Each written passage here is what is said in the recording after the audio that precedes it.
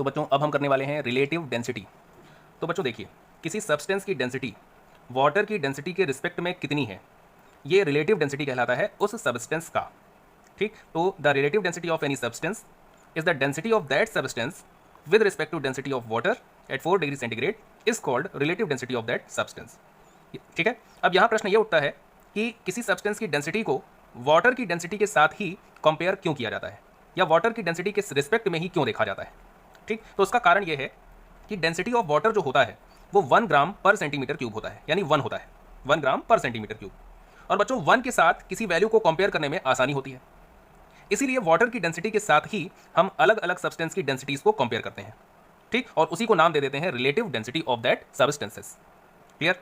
Okay, यहाँ पर 4 degree centigrade क्यों लिया गया वाटर को? क्योंकि 4 डिग्री सेंटीग्रेड टेम्परेचर वो है जिस पर वाटर की जो डेंसिटी होती है वो मैक्सिमम होती है, इसलिए 4 डिग्री सेंटीग्रेड पर आपको लेना है। ठीक, अब बच्चों ये जो फॉर्मूला है इसको और मॉडिफाई कर रहा हूँ। देखो कैसे। देखिए, डेंसिटी ऑफ वाटर सीरीएस में ये होता है 1 ग्राम पर सेंटीमीटर क्यूब, याद रखो, और एसआई सिस्टम में ये होता है 1000 किलोग्राम पर मीटर क्यूब। और बच्चों ये फॉर्मूला मैंने इसके पहले वाले वीडियो में मैंने बताया है कि डेंसिटी क्या होता है, डेंसिटी बराबर होता है मास पर यूनिट वॉल्यूम। अब बच्चों इस फॉर्मूले को कैसे मॉडिफाई करना है वो देखिए, तो रिलेटिव डेंसिटी ऑफ सब्सटेंस बराबर हो गया डेंसिटी ऑफ सब्सटेंस, और डेंसिटी ऑफ सब्सटेंस क्या हो जाएगा, mass of substance upon volume of substance. ठीक, फिर से अपॉन डेंसिटी ऑफ वाटर क्या हो जाएगा, डेंसिटी ऑफ वाटर क्या हो जाएगा, मास of water upon volume of water. कितने डिग्री सेंटीग्रेड पर, 4 डिग्री सेंटीग्रेड पर।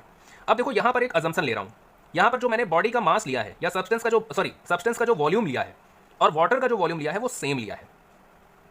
ठीक है, मान लो 1 सेंटीमीटर क्यूब लिया है, यानी 1 सेंटीमीटर क्यूब वॉल्यूम लिया है मैंने सब्सटेंस का, और हमने देखा उस सब्सटेंस का मास कितना आया, m आया। 1 सेंटीमीटर क्यूब लिया है मैंने वॉल्यूम वाटर का, और वाटर का मास मैंने देखा mw आया है। तो दोनों 1 सेंटीमीटर क्यूब वॉल्यूम के हैं ना, यहाँ पर अजम्पशन लेना है, वॉल्यूम दोनों का सेम रखना है ना, तो ये दोनों कैंसिल हो जाएंगे, तो बचेगा क्या, mass of substance upon mass of water. ठीक है, तो ये मॉडिफाइड फॉर्मूला हो गया in the form of mass. अब बच्चों थोड़ा सा और देखो, determination of relative density of solid substances with by Archimedes principal. अब आर्किमिडीज प्रिंसिपल के द्वारा किसी सॉलिड सब्सटेंस की रिलेटिव डेंसिटी कैसे निकालेंगे, तो बच्चों इसी फॉर्मूले को याद रखना।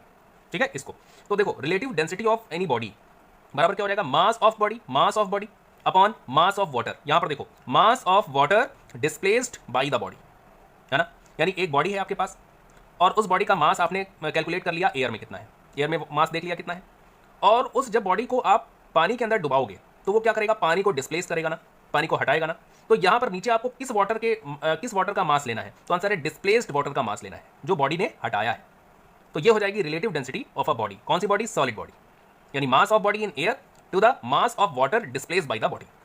ओके, अब बच्चों सुनो, अब हम क्या कर रहे हैं, न्यूमरेटर को और डिनोमिनेटर को जी से मल्टीप्लाई कर रहे हैं, किससे, स्मॉल जी से। तो बच्चों ये बताओ, जब मास को स्मॉल जी से मल्टीप्लाई करते हैं तो वो क्या बन जाता है, वेट बन जाता है ना। तो weight of body in air upon weight of water displaced by the body, weight of water displaced by the body, ये फॉर्मूला बन गया। ठीक, अब थोड़ा सा इसको और मॉडिफाई करो, देखो बच्चों थोड़ा सा और, ये जो weight of water displaced by the body होता है ये बराबर होता है अप थ्रस्ट के। किसके बराबर होता है, अप थ्रस्ट के बराबर होता है, और इस अप थ्रस्ट को हम कहते हैं बॉयंट फोर्स। क्या कहते हैं बच्चों, बॉयंट फोर्स कहते हैं। ये किसके बराबर होता है, वेट के बराबर होता है। कौन से वेट के बराबर होता है, weight of the water displaced by the body, मतलब उस बॉडी ने जितने वाटर को डिस्प्लेस किया है उस वाटर का जो वेट होता है ये अपथ्रस्ट के बराबर होता है। ये आर्किमिडीज ने कहा था, ये आर्किमिडीज का प्रिंसिपल है। क्लियर? अब ये जो अपथ्रस्ट है ये थोड़ा सा और मॉडिफाई हो जाएगा। ये जो अपथ्रस्ट है ना बच्चों, ये जो अपथ्रस्ट है इसको हम ये लिख सकते हैं, weight of body in air minus weight of body in water.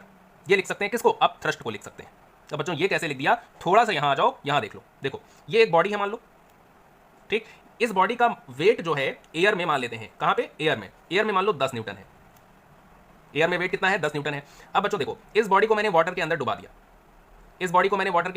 दिया, वाटर के अंदर जब डुबा देंगे तो वाटर क्या करेगा, इस पर बॉयंट फोर्स लगाएगा ना, है ना। तो मान लो वाटर ऊपर की तरफ बॉयंट फोर्स कितना लगा रहा है या अपथ्रस्ट कितना लगा रहा है, 3 न्यूटन, और बॉडी का अपना वेट नीचे की तरफ कितना था, तो आंसर है 10 न्यूटन था, बताओ, है ना। तो अब ये बताओ, अब इस बॉडी का रिजल्टेंट वेट कितना आएगा, तो आंसर है 10 नीचे है 3 ऊपर है, तो रिजल्टेंट कितना आएगा, 7 न्यूटन आएगा ना, 7 न्यूटन आएगा ना। तो बच्चों ये जो 7 न्यूटन वेट है ये कहाँ है, पानी के अंदर है, यानी ये वो वेट है जो पानी के अंदर है बॉडी का।